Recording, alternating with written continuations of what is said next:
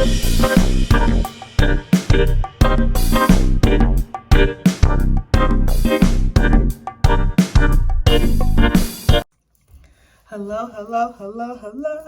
It is your mom of three in NYC, and I am back with another video. Yay! Hello, and welcome. If this is your first time on my channel, it is awesome to have you. My name is Taneza. I am the mother of three adventurous kids living in the heart of New York City. I'm on an adventure. I am reading the Bible for the very first time this year, 2023. And I would love to have you join me and my Bible scholars, because that's what we all are, Bible scholars. To join my YouTube family, my tribe, all you have to do is hit that button that says subscribe. And then when you join us on our reviews, you're a special sector of my tribe, my Bible scholars. It will be awesome to have you. Even though we are already on the book of 1 Samuel, you are welcome to join us. It is never, ever too late. You can always binge watch my videos or just join the adventure where we are. We have finished Genesis, Exodus, Leviticus, Numbers, Deuteronomy, Joshua, Judges, Ruth, and now we are starting 1 Samuel. I am so excited, you guys. Alrighty, I will be reading out of the New International Version. Whatever translation of the Bible that you have is perfect. Stick with it. And if you do not have a Bible, do not worry. I got your back. Every verse that I read, I will put on the screen. All right. I think that's it. Let's go ahead and before I actually get into today's text, I wanted to let you guys know that 1 Samuel is a book about leadership and character. All right. Today's review, we'll be reviewing 1 Samuel chapters 1, 2, 3, and 4. I think the 4 chapter increment. Oh, also I upload 3 videos per week. So 3 reviews per week, 3 to 5 chapters per video. Right now, 4 is a really good routine for us. So we'll stick with 4 for now. Let's go ahead and jump right into it. Bible scholars, chapter 1, the birth of Samuel. So in chapter 1, we meet Elkanah. He has 2 wives, Hannah and Peninnah. Hannah had no children. She was barren, 0 children. Peninnah had children. I wanted to read for you guys verses 3, 4, and 5. Verse 3, year after year, this man went up from his town to worship and to sacrifice to the Lord Almighty at Shiloh, where Hophni and Phinehas, the 2 sons of Eli, were priests of the Lord. Verse 4, whenever the day came for Elkanah to sacrifice, he would give portions of the meat to his wife Peninnah and to all her sons and daughters. But to Hannah, he gave a double portion because he loved her and the Lord had closed her womb. When I read that, you guys, I was really moved because I know that in biblical days, wealth and your stature within the community was measured by your offspring. And so the fact that Hannah was unable to bear him offspring, I was really moved. He still showed her so much love and respect. And then it mentions Hannah's rival. Is that Peninnah? I wasn't sure. Provoked and upset her. Verse 10 and verse 11. Verse 10, in bitterness of soul, Hannah wept much and prayed to the Lord. Verse 11, and she made a vow, saying, O Lord Almighty, if you will only look upon your servant's misery and remember me, and not forget your servant, but give her a son, then I will give him to the Lord for all the days of his life. No razor will ever be used on his head. Eli assumed that Hannah was drunk, but she explained that she was pouring out her soul to the Lord. Verses 17, 18, 19, and 20. 17, Eli answered, "Go in peace.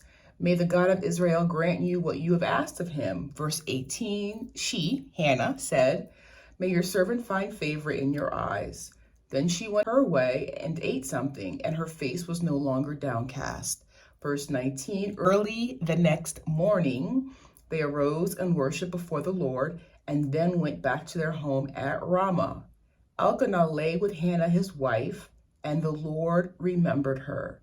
Verse 20, so in the course of time, Hannah conceived, gave birth to a son. She named him Samuel, saying, "Because I asked the Lord for him." Samuel, in the footnotes of my Bible, says that sounds like the Hebrew for heard of God. Ooh, God heard her. That's something we can pray ourselves even. God, hear me. Don't forget me. And he didn't. He was faithful. He is faithful. I have in my notes, Hannah kept her word. As soon as Samuel was weaned, she dedicated him to the Lord. The last two verses of chapter 1, verses 27 and 28. I prayed for this child. The Lord has granted me what I asked of him. Verse 28. So now I give him to the Lord. For his whole life, he will be given over to the Lord.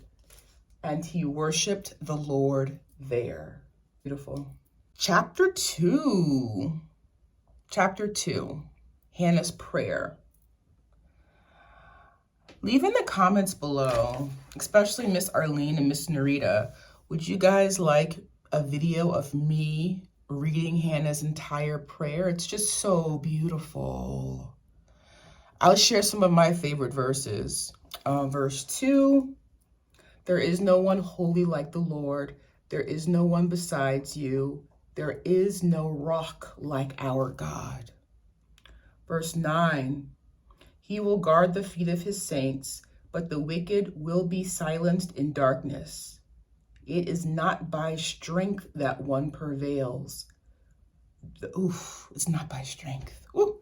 You know what, guys? We're going to do it. The video may be a little bit longer than usual, but this prayer is so beautiful. I'm going to go ahead and read Hannah's prayer. I'm going to read every single verse. Every single verse. So let's just go ahead and get into it. Let's just go ahead. We're going to go for it. This video may be a little bit longer than usual, but this prayer is just so beautiful that I think it's worth taking the time and reading every verse. All right. Hannah's prayer, 1 Samuel chapter 2, verse 1. Hannah prayed and said, "My heart rejoices in the Lord. In the Lord, my horn is lifted high." And in my footnote says that horn here symbolizes strength. So my horn is lifted high. My mouth boasts over my enemies, for I delight in your deliverance. There is no one holy like the Lord. There is no one besides you. There is no rock like our God. Do not keep talking so proudly or let your mouth speak such arrogance. For the Lord is a God who knows, and by him deeds are weighed. The bows of the warriors are broken, but those who stumbled are armed with strength. Those who are full hire themselves out for food, but those who are hungry hunger no more. She who was barren has borne 7 children, but she who has had many sons pines away. The Lord brings death and makes alive.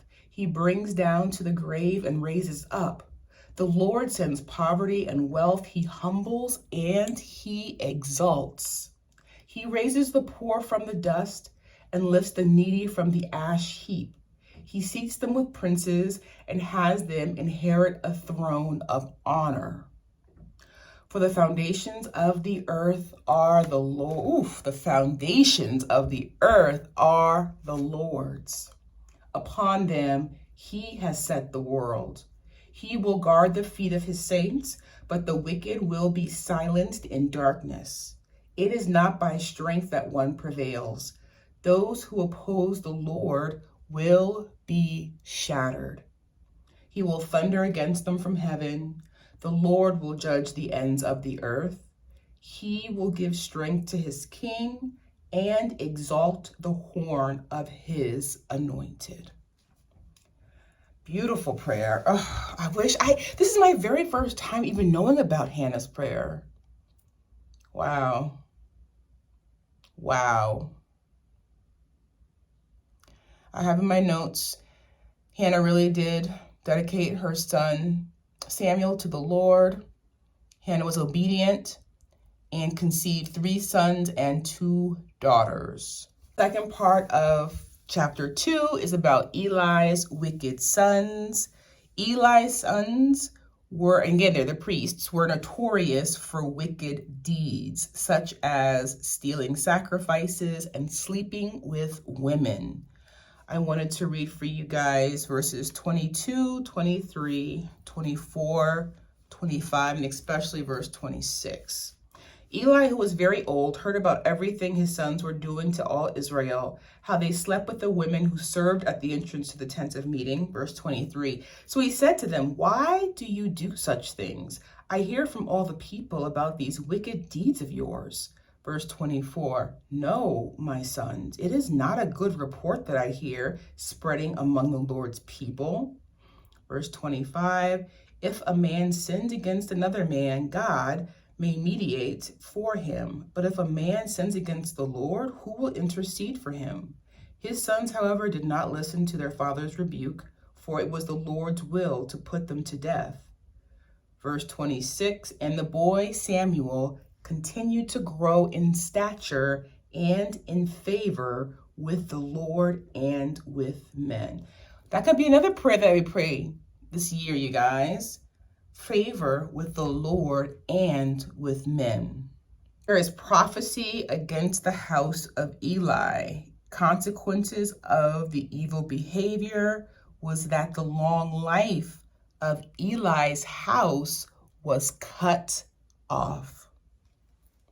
Their sin, their refusal to stop sinning, cut off future generations.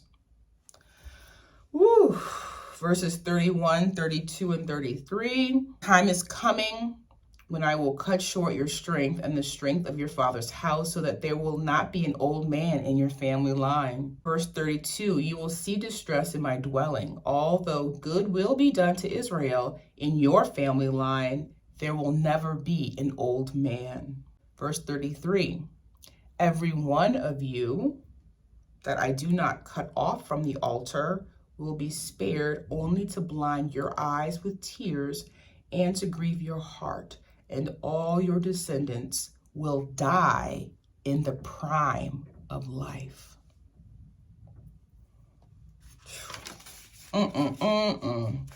God, man, he's a just God, you guys. He's a just God.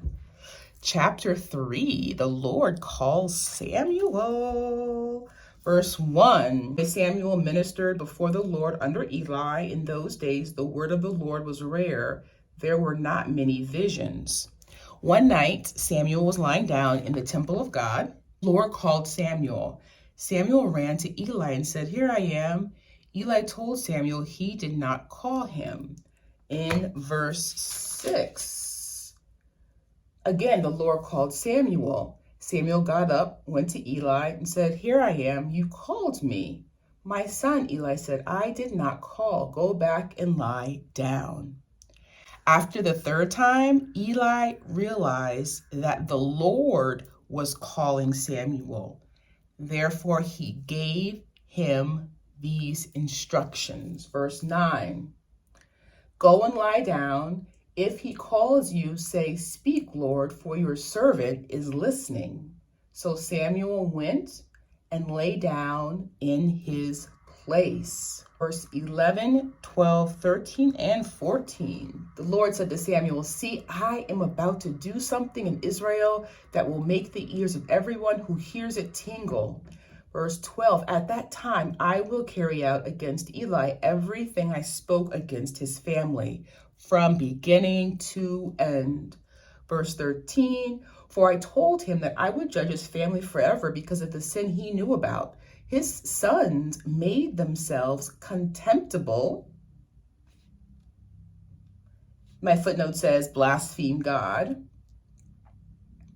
And he failed to restrain them. Verse 14. Therefore I swore to the house of Eli, the guilt of Eli's house will never be atoned for by sacrifice or by offering. Because the news was bad news, Samuel was afraid to tell Eli, but Eli wanted to know. So Samuel told him everything. The last 3 verses of the chapter, verse 19, 20, and 21. The Lord was with Samuel as he grew up, and he let none of his words fall to the ground. Verse 20. All Israel, from Dan to Beersheba, recognized that Samuel was attested as a prophet of the Lord. Verse 21, the Lord continued to appear at Shiloh. There he revealed himself to Samuel through his word. Chapter 4, verses 1 and 2. The Philistines captured the ark. So the Israelites went out to fight against the Philistines. The Israelites camped at Ebenezer, and the Philistines at Aphek. Verse 2. The Philistines deployed their forces to meet Israel, and as the battle spread, Israel was defeated by the Philistines, who killed about 4,000 of them on the battlefield. The elders of Israel, I have in my notes, decide to bring the Ark of the Covenant from Shiloh. Eli's 2 sons, Hophni and Phinehas, were with the Ark. When the Ark arrived in Israel's camps, there was such a great shout that the earth shook. I wanted to read verses 6, 7, 8, and 9. Hearing all the uproar, the Philistines asked, "What's all this shouting in the Hebrew camp?" When they learned that the ark of the Lord had come into camp, verse 7, the Philistines were afraid. "A god has come into the camp," they said. "We're in trouble. Nothing like this has happened before." Verse 8, "Woe to us! Who will deliver us from the hand of these mighty gods? They are the gods who struck the Egyptians with all kinds of plagues in the desert." Verse 9, "Be strong, Philistines, be men, or you will be subject to the Hebrews as they have been to you. Be men and fight." The Philistines fought the Israelites. The Israelites were defeated. 30,000 soldiers lost their lives. The Ark of God was captured. Hophni and Phinehas both died. Eli, at this time, was 98 years old. A man who had fled the battle told Eli what had happened, that Israel had suffered a great loss. Both of his sons were killed. The Ark of God was captured. Verse 18. When he mentioned the Ark of God, Eli fell backward off his chair by the side of the gate. His neck was broken and he died, for he was an old man and heavy. He had led Israel 40 years. Phinehas had a pregnant wife. When she heard the ark had been captured, both her husband and her father-in-law and her brother-in-law had died, she went into labor. The labor pains overtook her, the Bible says, so caused her to perish. But she named her son Ichabod, which means no glory. Verse 22, the last verse of chapter 4. She said, "The glory has departed from Israel, for the ark of God has been captured." All right, Bible scholars, that concludes today's review. Chapters 1, 2, 3, and 4. Our next review, which will be posted either Friday or Saturday, will be 1 Samuel chapters 5, 6, 7, and 8. What a wonderful, you guys, the Bible is getting better and better. It makes me kind of sad because I just didn't know all of this was in there. You know what I mean? Like, I'm thankful that we're doing this adventure now, but I feel like it's so rich and there's so many stories and so many examples of God's goodness that I can see myself like we won't ever stop reading the Bible. Like after we read through it, I have a vision, I have a plan, Bible scholars. After we read through the Bible this time, we're gonna read through the Bible. My plan is to read through the Bible every year, a different translation. So this year I want to read through the Bible NIV. Next year I want to read through the Bible King James Version. I want to read all the different translations because you're going to get something different out of it, don't you think? I just never see myself stopping reading the Word now. It's just so full of life. And again, congratulate yourselves, pat yourselves on the back for finishing Genesis, Exodus, Leviticus, Numbers, Deuteronomy, Joshua, Judges, Ruth, and we're now in 1 Samuel.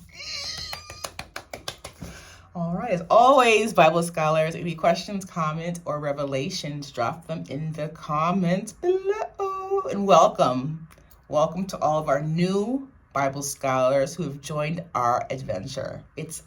We do it for you guys. We do. We do this for you and for us. All right, Bible scholars, I'm going to see you in our next review. Bye for now.